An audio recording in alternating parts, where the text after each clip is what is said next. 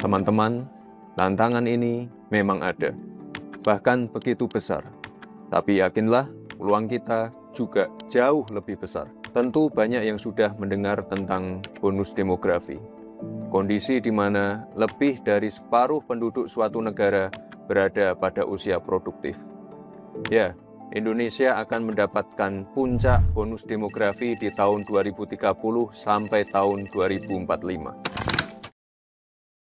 Ya, Gibran kemarin bikin video mengenai bonus demografi yang dia kalkulasi, yang dimana bonus demografi hari ini, demografi nantinya itu akan berpotensi untuk membangun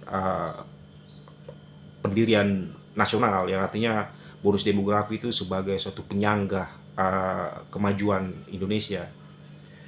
Memang secara statistik memungkinkan bonus demografi dalam kategori konstelasi populasi, tetapi ada hal yang perlu diperhatikan yang saat ini harus dimulai.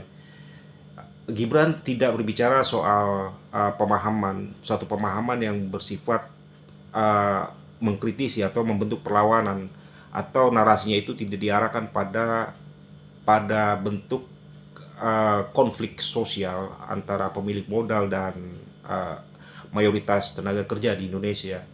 Gibran tidak bernarasi soal apa yang dinamakan ketimpangan sosial yang memungkinkan bonus demografi ke depan nanti itu justru menjadi momok yang menakutkan bagi perkembangan Indonesia. Nah, masalahnya bukan pada bonus demografi yang Gibran paparkan, tetapi masalahnya bagaimana sistem atau pola sistem yang kiranya itu bisa nantinya itu akan disesuaikan ke depannya.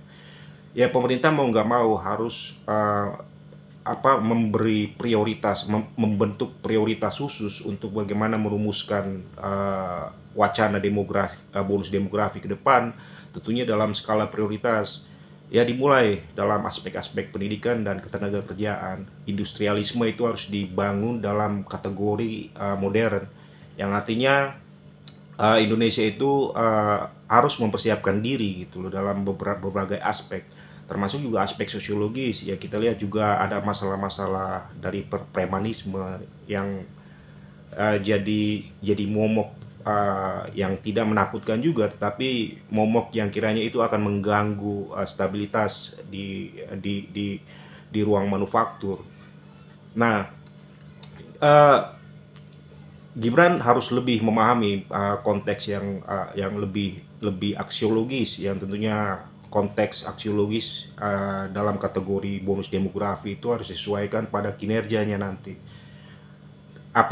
Tapi kalaupun kita tanya lagi ya, ini persoalan ini apakah ini bonus demografi yang diangkat di channel YouTube-nya yang dislike-nya itu lebih banyak ketimbang like-nya, itu sebagai wacana atau prepare dia untuk membuka jalan politik dia, yang setidaknya dia ya bisa dikatakan dia adalah orang yang paling potensi untuk masuk lagi ke ruang pilpres. Dia sebagai wapres yang memungkinkan dia untuk menjadi cawapres, yang memungkinkan dia ke depan nanti jadi capres.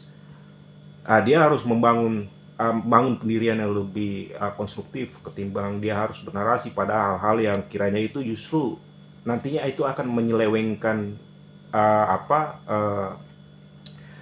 keterpilihan dia gitu loh. Karena dia harus menjamin dirinya itu dalam konteks bukan hanya popularitas, tetapi juga pada konteks elektabilitas yang dihadirkan oleh darinya dalam perform dan track record dia sebagai seorang wakil presiden. Nah, saya kira pandangan-pandangan Gibran itu sudah bagus, tetapi tidak diinstruksi oleh satu pemahaman yang lebih konkret, pemahaman yang lebih bagaimana untuk menyesuaikan tracknya dia untuk bagaimana ke depan bonus demografi yang dia wacanakan di videonya itu lebih masuk ke dalam ranah yang membangun, yang nantinya itu akan terpenuhi targetnya dalam kondisi modernisme dan industrialisme yang berkembang pesat hari ini. Saya kira itu aja. Salam, jangan lupa subscribe.